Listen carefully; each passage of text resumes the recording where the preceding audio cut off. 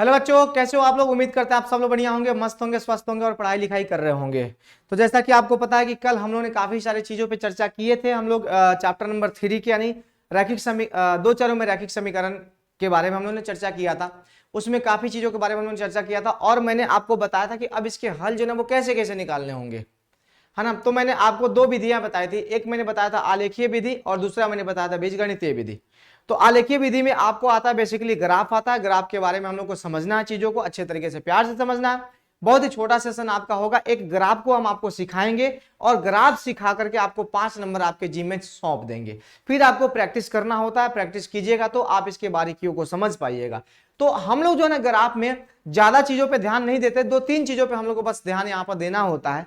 वो 2-3 चीज अगर आप समझ गए तो फिर आपका सारा दुख दर्द बाबू मेरे खत्म हो जाएगा। तो इसलिए उन 2-3 चीजों पे आपको अच्छे तरीके से ध्यान देना होता है और प्यार से भी हमरे आपको देखना होता है। तो सुनिए जरा ध्यान से, सबसे पहले हम ग्राफ के बारे में हम चर्चा करें उससे पहले मैं आपको बता दूं कि ग्राफ यहां पर बनते हैं वो 3 प्रकार से आपको मिलेंगे।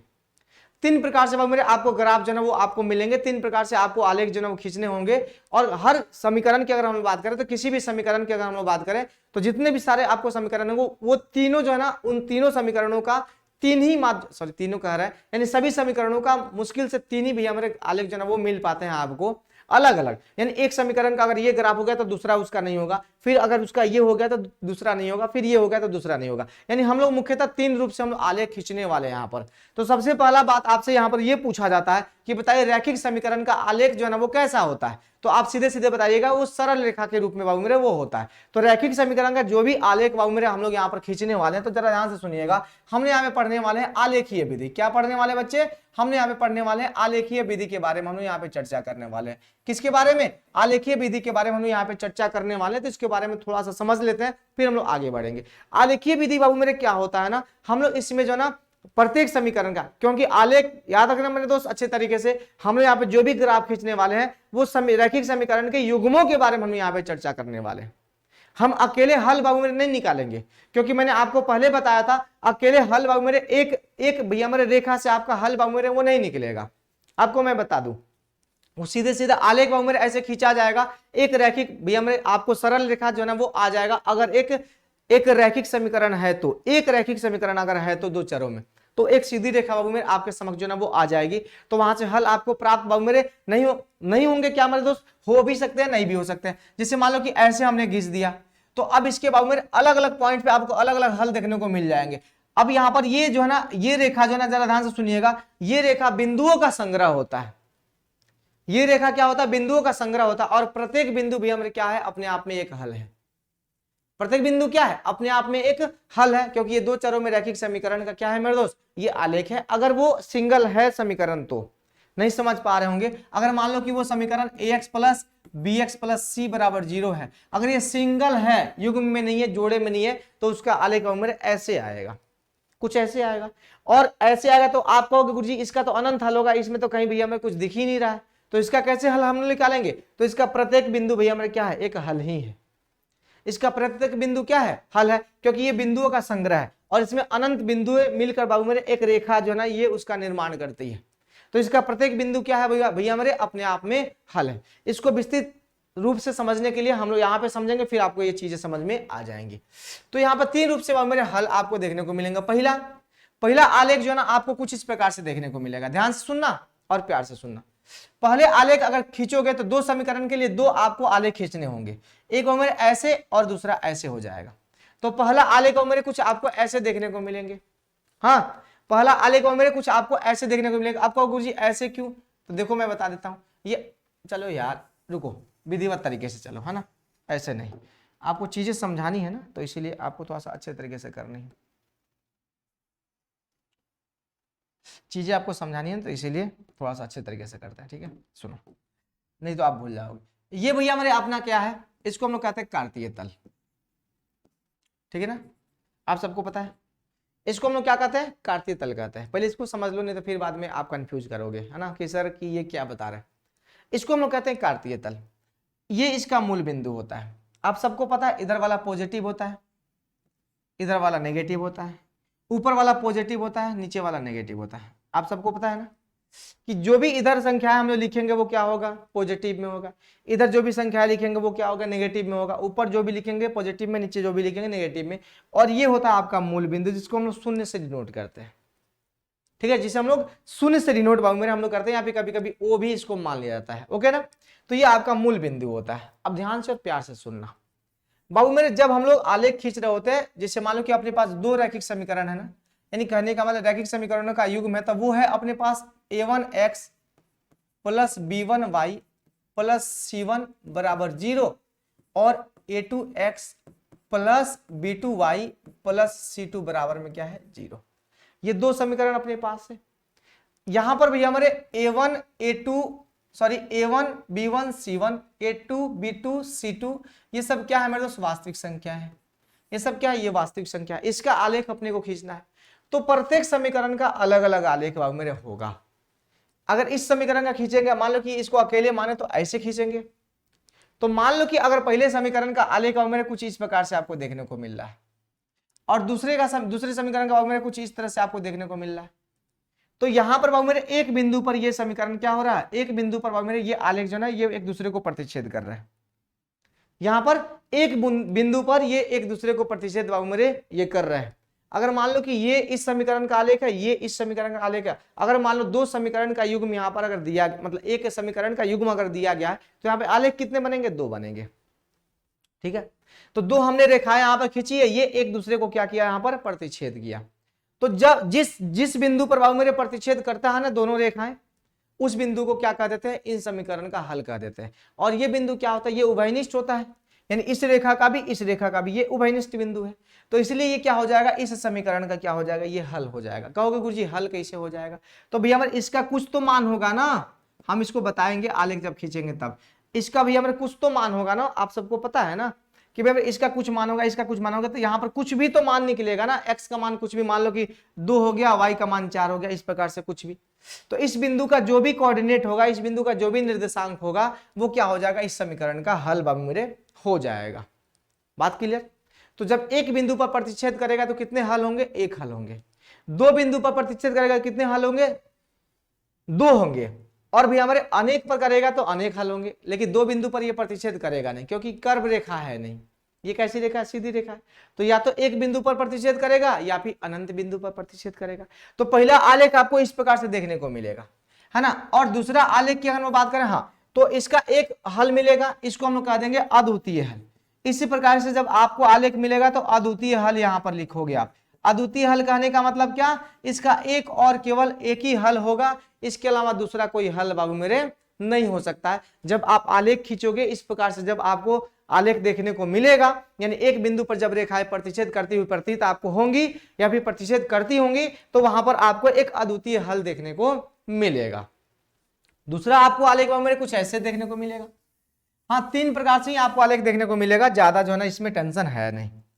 अब बाबू मेरे मान लो कि एक दूसरा जो है ना कुछ इस प्रकार से मिलेगा कि एक रेखा जो भैया मेरे ऐसे है और इसी पर दूसरा रेखा भी हो गया। ठीक है, यानी P1 P2 भैया मेरे इस पर दोनों इसी पर आ गए। और आलेख खींचते समय अपने को यह ध्यान देना होता है कि ये x अक्ष को हर हाल में प्रतिच्छेद करे।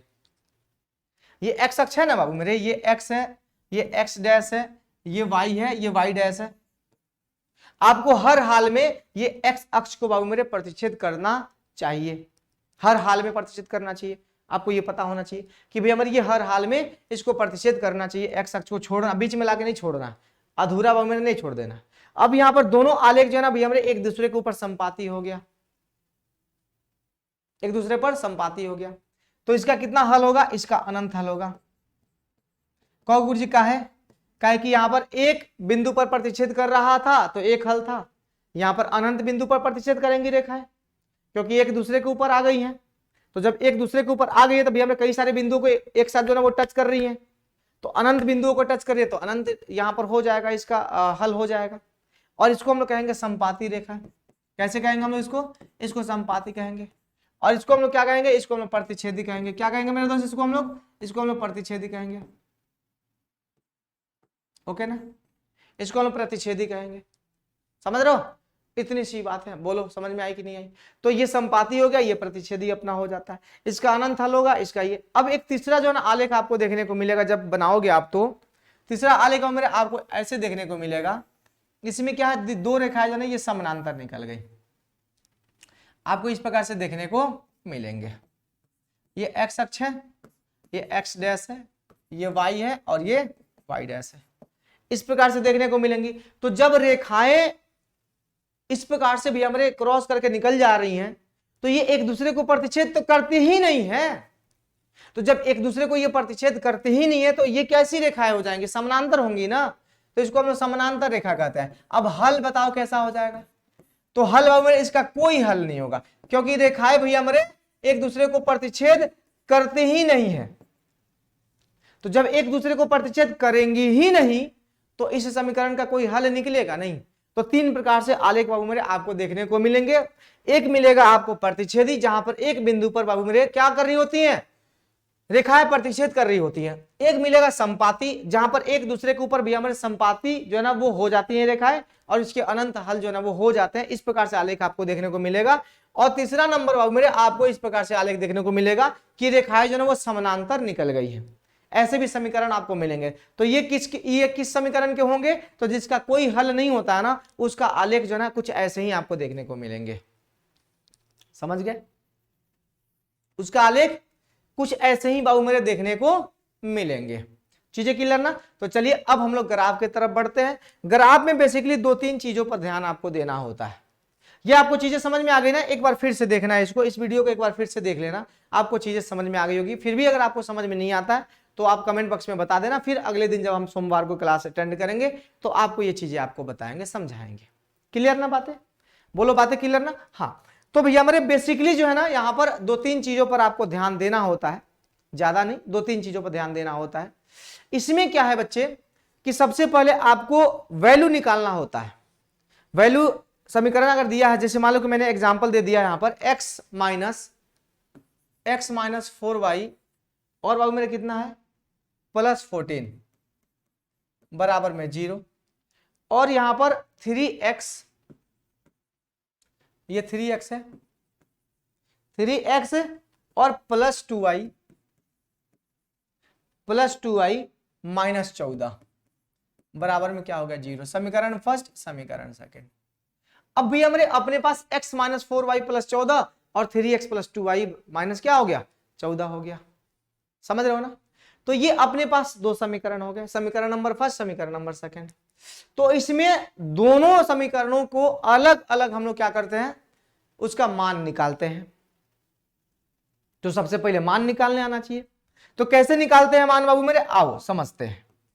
सबसे पहले यहां पर आपको लिखना होता है समीकरण जो है ना 1 से, समीकरण 1 से लिखिएगा आप, समीकरण को यहां पर लिख दीजिएगा, ठीक है ना। समीकरण को यहां पर लिख दीजिएगा। मैंने आपको बताया था कि जब एक रैखिक समीकरण होता है मेरे दोस्त, एक अकेले है वो, तो उसका हल निकालने में कोई दिक्कत नहीं होता है। क्यों दिक्कत नहीं होता है, क्योंकि उसका मान आप स्वयं रख सकते हो, वहां पर अपने से आप रख सकते हो, उसमें कोई दिक्कत ही नहीं होता है। तो आपको यही करना कि आपको y वाले पद को इधर छोड़ के बाकी सबको उधर भेज देना। जैसे हमने आपको बताया था कि अगर मान लो कि 3x + 2y है ना और बराबर 5, इसका मान आपको निकालना था, तो कि हमने क्या किया था, पक्षांतर किया था ना। एक को हमने इधर छोड़ दिया था चर को, बाकी चर को उधर भेज दिया था हमने, और बस एक चर का मान रख रहे थे, दूसरा का निकल रहा था। हमने कल की क्लास में आपको बताया था इसके बारे में, अगर आपको याद हो तो, नहीं याद है तो कोई बात ही नहीं है, ठीक है। तो इसमें हम लोग क्या करेंगे, आप चाहो तो यहाँ पर y को छोड़ के x को उधर भेज दो, चाहो तो x को छोड़कर y को उधर भेज दो, कोई दिक्कत वाली बात नहीं है, किसी को भी आप भेज सकते हो। तो हम चाहेंगे इधर y को ही रखिए और बाकी सबको उधर आप भेज दीजिए, है ना। कितना हो गया, यहाँ पर x हो गया, ये प्लस में है तो माइनस में हो गया, ये प्लस में है तो आगे माइनस में हो गया, ये -4y ऐसे कैसे रह गया। अब इसके साथ साथ देखो माइनस यहाँ पर परेशान करेगा, माइनस परेशान करेगा ना, तो अपने को क्या करना है, इस माइनस को हटाना है। तो बच्चे माइनस को हमने कॉमन ले लिया यहां से, तो जैसे माइनस को हमने कॉमन लिया बच्चे, तो याद रखना यहां पर बच जाएगा +4y। अब देखो गुना करोगे तो माइनस प्लस माइनस हो जाएगा ना, -4y, कोई दिक्कत तो नहीं है, नहीं। यहां से माइनस को कॉमन हमने लिया तो यहां पर बच जाएगा 14 माइनस प्लस में, और यहां पर प्लस में x बाबू मेरे बच जाएगा। अब ये माइनस माइनस कैंसिल हो गया, ऐसे जो है ना कॉमन लिया जाता है, तो ये 4y हो गया, और बराबर में कितना हो गया 14 प्लस कितना हो गया x हो गया। अब एक काम करते हैं, y बराबर कितना हो गया बच्चे 4 को उधर भेज दो, 14 प्लस x और बटा में कितना हो गया 4। इसको ऐसे कर लो और यहां पर समीकरण नंबर 3 दाग दो। अब अपने पास ये वाला वैल्यू आ गया। अब सुनो जरा ध्यान से, अब अपने को मान निकालना है। इस समीकरण का क्या करना है बच्चे, अपने को मान निकालना है। कैसे निकालेंगे मान हम इसका, तो आपको मैंने बताया है मान निकालना कि यहां पर x का वैल्यू अपने से रखेंगे और y का वैल्यू अपने से निकलेगा। लेकिन आपको वैल्यू रखते समय यह ध्यान देना है, आपको समीकरण हल नहीं कर रहे हैं आप जो ना आपको ग्राफ बनाना है, तो इसका भी ख्याल रखना है कि आपको सहूलियत कैसे होगा ग्राफ बनाने में, कैसे सहूलियत होगा। तो इसलिए मैं आपको बता देता हूं यहां पर वो वाला ट्रिक कि भैया मेरे आप लोग यहां पर वही मान रखना कि इसका y का मान जो ना कभी फ्रैक्शन में नहीं आए, कभी भिन्न में नहीं आए, हमेशा पूर्ण संख्या आए, ऐसा कोशिश करना।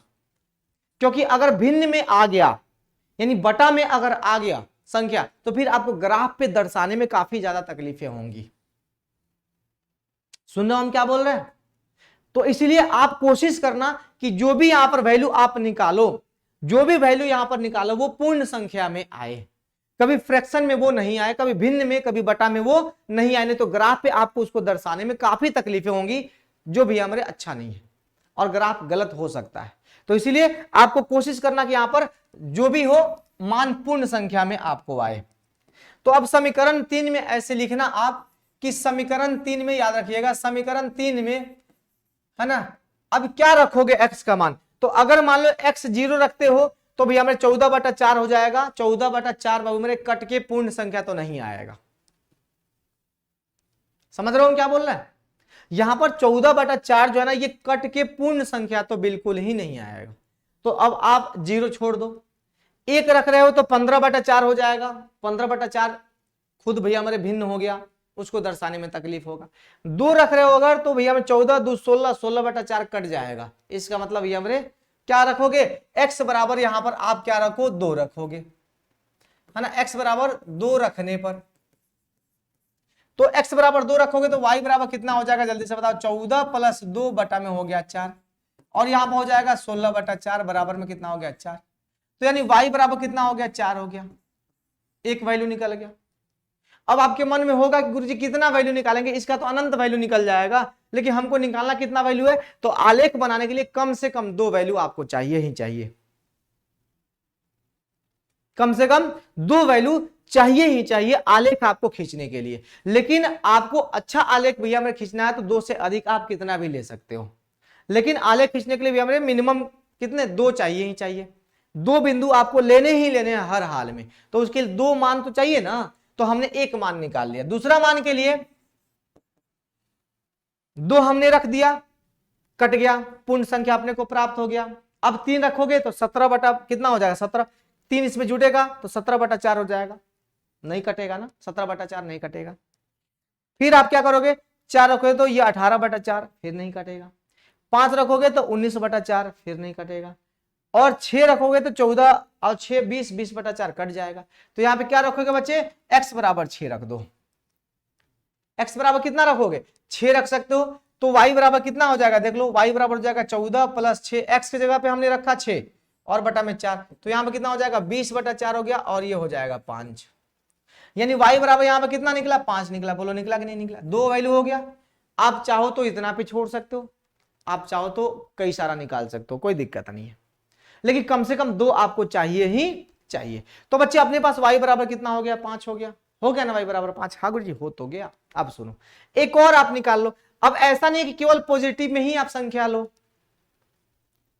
ऐसा बिल्कुल ही नहीं है कि आप केवल पॉजिटिव संख्या लो, आप नेगेटिव संख्या भी ले सकते हो, ठीक है ना। नेगेटिव संख्या भी आप ले सकते हो, जरूरी नहीं है कि आपको केवल पॉजिटिव ही लेना है। अब x बराबर अगर मान लो कि हम -2 लेते हैं तो y बराबर कितना हो जाएगा 14 प्लस -2 और बटा में कितना हो जाएगा बताओ 4 हो जाएगा। तो बच्चे यहाँ पे 14 हो गया और -2 बटा में कितना हो गया 4 हो गया, तो ये 12/4 मेरे हो गया यानी 3 हो गया। तो y बराबर कितना आ गया बच्चे, y बराबर आ गया आपको 3। तो आपके समक्ष कितने वैल्यू निकल गए, 3 वैल्यू बाबू मेरे निकल गए। आसान है ना, आसान है ना, बहुत आसान है। तो आपके समक्ष बाबू मेरे कितने वैल्यू निकल गए 3, एक यहां पर निकला, एक यहां पर निकला और एक यहां पर निकल गया। तो अब क्या करोगे, उसी ग्राफ में लिखोगे समीकरण एक के लिए क्या, मान सारणी।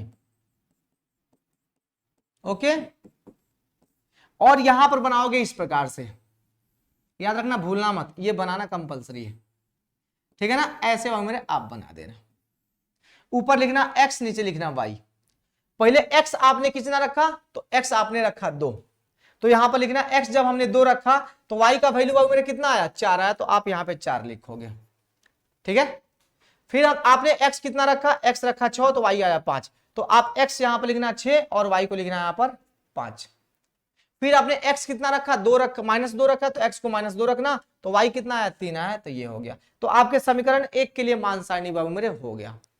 कभी कभी आपको ऐसे भी देखने को मिलते हैं कई सारे किताबों में कि इतना सारा काम आपको नहीं करके बस केवल इसी को क्या करना होता है, यहां पर रख देना होता है, यानी y बराबर यहां पर 14 प्लस कितना x और बटा में कितना 4 कर देना, और यहीं पे वैल्यू रखते रखते आपको सारा काम जो है वो निकल जाएगा। इतना सारा जब तामझाम आपको नहीं करना होता, लेकिन आपको ये पूरा बनाने हैं, क्योंकि ये प्रैक्टिस में रहेगा, आपको चीजें समझ में आएंगी कि आपको कर क्या रहे हैं आप, है ना। तो मने मने आपको नहीं करना है, तो आप ऐसे भी आप कर सकते हो, बस केवल मान सारणी बना के ऐसे जो ना आप ये बना सकते हो, ठीक है ना। यहां पर इस समीकरण को यहां पर पटक देना ऐसे, और ऐसे बना सकते हो, ठीक है बच्चे, ऐसे कर सकते हो। तो आपने पहला समीकरण का मान सारणी जो है ना आपने बना लिया, पहला समीकरण का मान सारणी आपने बना लिया। अब सुनो जरा ध्यान से, सब लोग मिलकर और प्यार से सुन लेना, ठीक है ना। अब समीकरण 2 है, तो अब यहां पर क्या लिखोगे, समीकरण 2 से आपको क्या करना है बच्चे, समीकरण 2 से अब आपको लिख देना है यहां पर, समीकरण किससे, समीकरण 2 से। समीकरण 2 से बस वही वाला काम, सेम प्रोसेस आपको करना है, सेम प्रोसेस करना है, जो प्रोसेस हमने यहां पर किया है वही प्रोसेस आपको आगे भी करने हैं समीकरण 2 के लिए। जब दोनों समीकरण का मान सारणी निकल जाएगा तो फिर हम लोग ग्राफ पे चलेंगे। चलो बच्चे, समीकरण 2 को उठाओ, 3x + 2y - 14, है ना। तो यहां पर लिखो 3x + 2y और -14 बराबर कितना, 0। पक्षांतर करो, ठीक है, पक्षांतर करोगे तो y को छोड़ दो, बाकी सबको भेज दो, तो 2y हो गया इधर, और ये हो जाएगा 14, और माइनस कितना हो जाएगा 3x, तो y बराबर कितना हो गया बच्चे, यहां पर होगा 14 - 3x, और बटा में कितना हो जाएगा 2 हो गया, ये 2 आके भाग हो जाएगा। पक्षांतर आपको करने आना चाहिए, याद रखना। तो भैया यहां पर कितना हो गया, ये हो गया 14, सॉरी समीकरण नंबर 4, 3 समीकरण पहले होगा, चौथा नंबर यहाँ पर हमने लिख दिया, ठीक है ना। तो अब जब आपके सामने ये आ गया तो फिर वही वाला काम करना है कि अब रखना क्या है बच्चे, इसमें समीकरण 4 में क्या रखोगे, चलो बताओ जल्दी से मिलकर, समीकरण 4 में क्या रखोगे मेरे, तो जल्दी से बताओ। x बराबर कितना रख रहे हो, अगर 0 रखते हो तो 14/2 हो जाएगा, कट जाएगा, बिल्कुल 0 रखो, x बराबर 0 रखो, तो यहाँ पे कितना हो जाएगा, y बराबर हो जाएगा 14 - 3 गुने 0 और बटा में हो जाएगा 2, ये तो 0 हो गया ना, यानी यहाँ पर 14/2 हो गया, यानी ये हो जाएगा 7।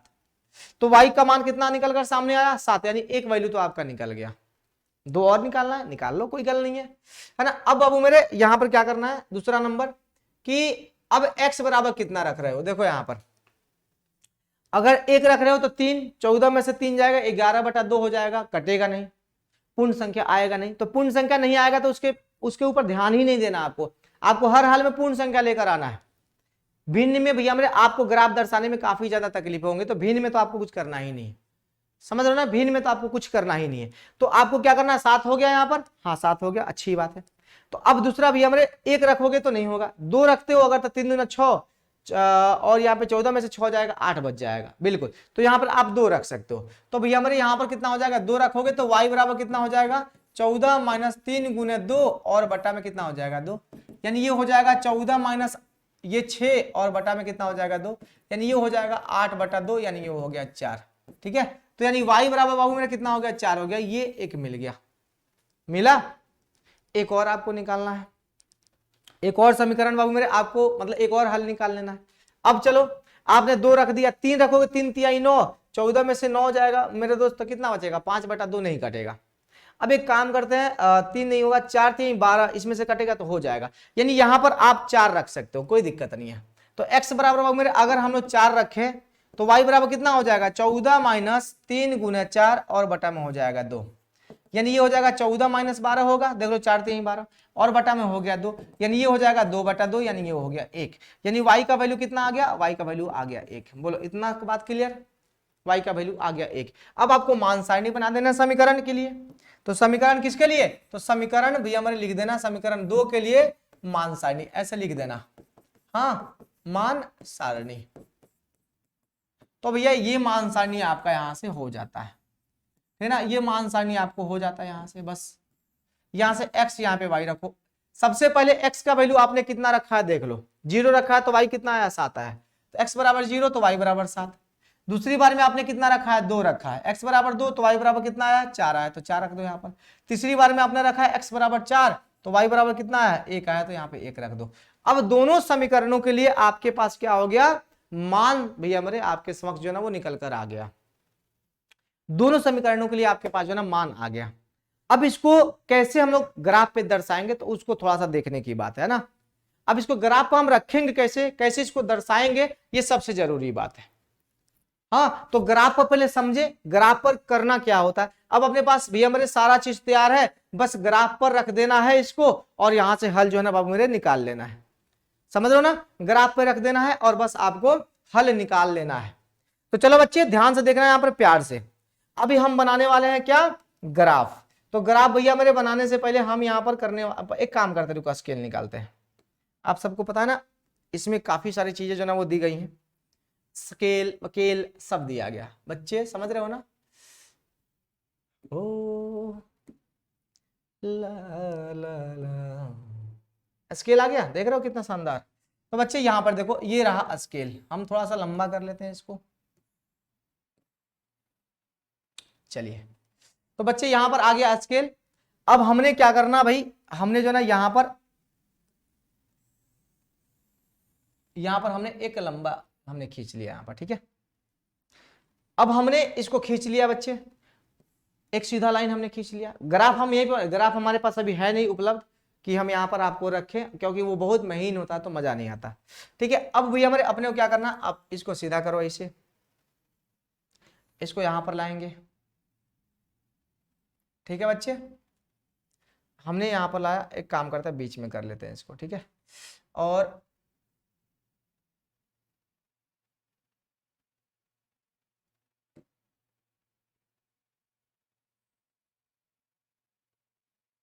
ओके ना, चलिए अब यहां पर भी हमें क्या करना है, अपने को यहां पर जो ना खींचना है। अरे भैया कभी कभी बहुत परेशान करता है ये बच्चा।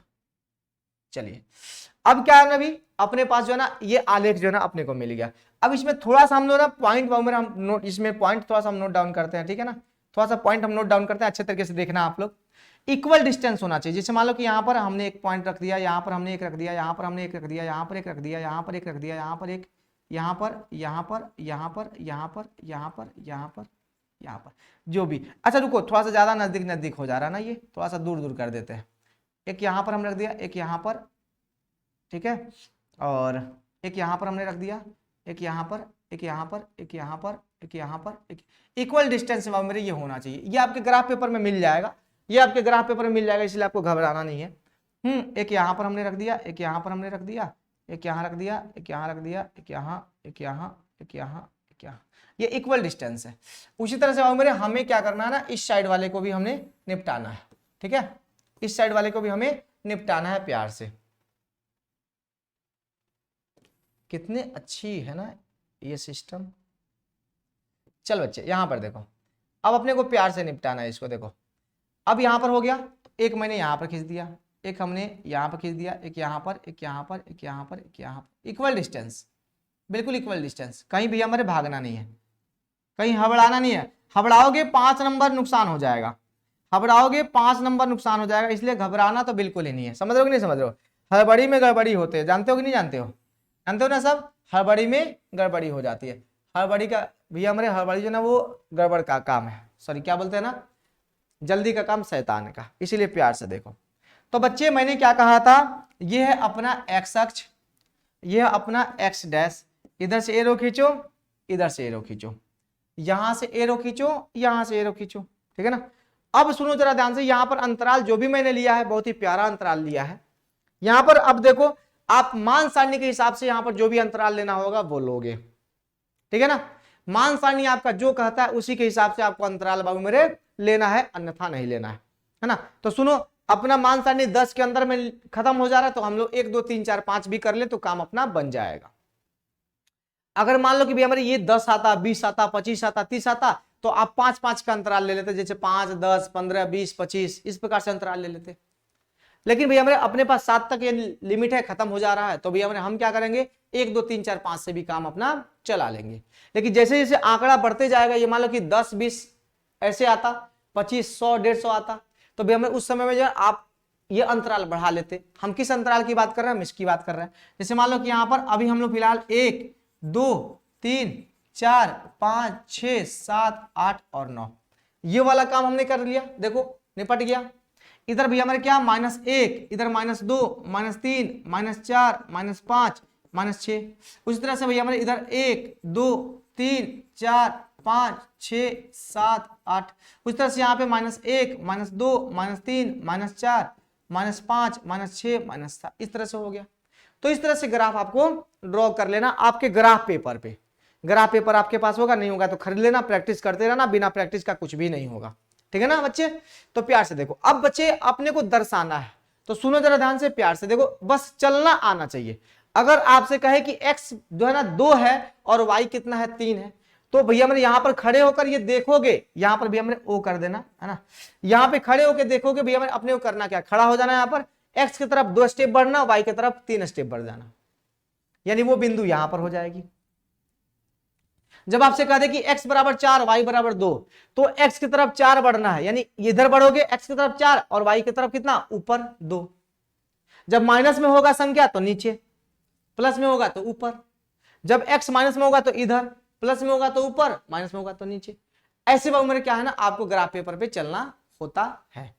तो जैसे मान लो कि पहले समीकरण के अपने पास मान सारणी है, तो x बराबर 2 y बराबर 4, तो हमें क्या करना भाई, x बराबर 2 और y बराबर, इसके सामने भी हमें आना है अपने को यहां पर।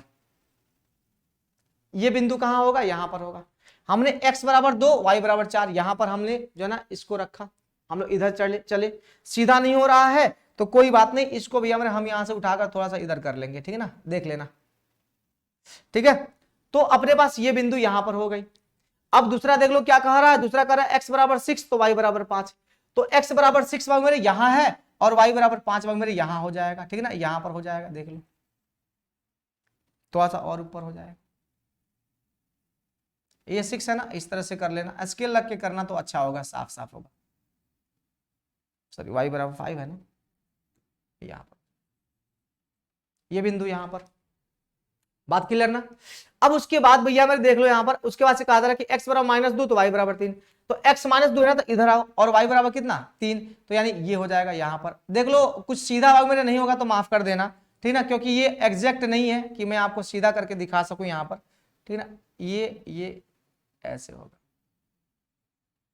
ठीक ना, ये कुछ सीधा ऐसे होगा, ठीक है। तो ये वाला ये आपको बीच में नहीं रखना है ना, ये वाला बीच में बिल्कुल ही नहीं रखना है, मैं बस केवल ऐसे करने के लिए मैं आपको दिखा दिया हूं, ठीक है। अब क्या करना है, अब आपको मिला देना है इस रेखाओं को। देखो नहीं मिल रहा है ना, तो इसका मतलब कहीं ना कहीं गड़बड़ी है, तो गड़बड़ी है, मैं इस चीज को मानता हूं, क्योंकि एग्जैक्ट रूप से मेरे ये मिल नहीं पा रहा है, ठीक है ना, तो इसीलिए मैं ये आपको,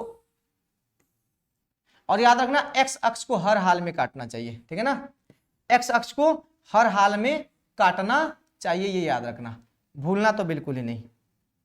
ओके बच्चे, भूलना तो बिल्कुल ही नहीं, x अक्ष को हर हाल में काटना चाहिए।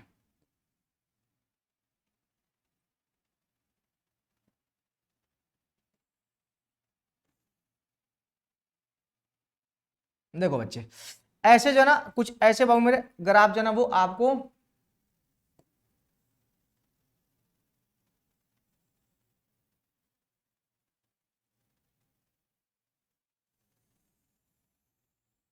कुछ ऐसे ग्राफ होंगे उसके, ठीक है। ये थोड़ा सा बिंदु इधर उधर हो रहा है, ये x अक्ष को मेरे हर हाल में काटने चाहिए, ठीक है ना, तो याद रखना। ये भैया मेरे कुछ बिंदु जो है एग्जैक्ट रूप से मेरे वो नहीं मैच कर पा रहा है, जो भी है ना, थोड़ा सा यहाँ पर दिक्कत है, तो इसी कारण से आप स्केल से बनाओगे आपके कॉपी में एकदम परफेक्टली कटेगा, क्योंकि ग्राफ में मेरे हर बिंदु पर लाइन होता है, तो उससे आपको सीधा चलने में दिक्कत नहीं होता।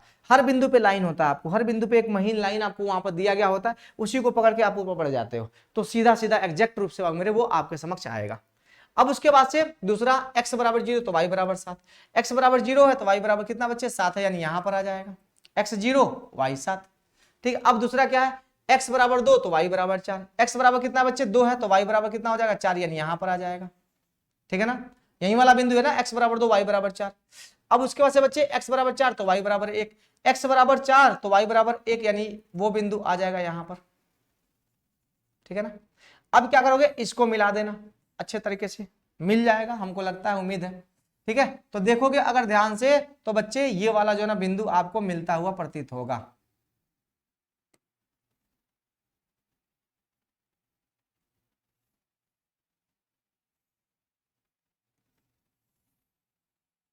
ठीक है ना, अब देखो थोड़ा सा भैया मेरे गड़बड़ हो गया है ना, थोड़ा सा गड़बड़ हो मेरे हो गया ये, थोड़ा सा रुक जाओ, 1 मिनट रुक जाओ, मैं समझा देता हूँ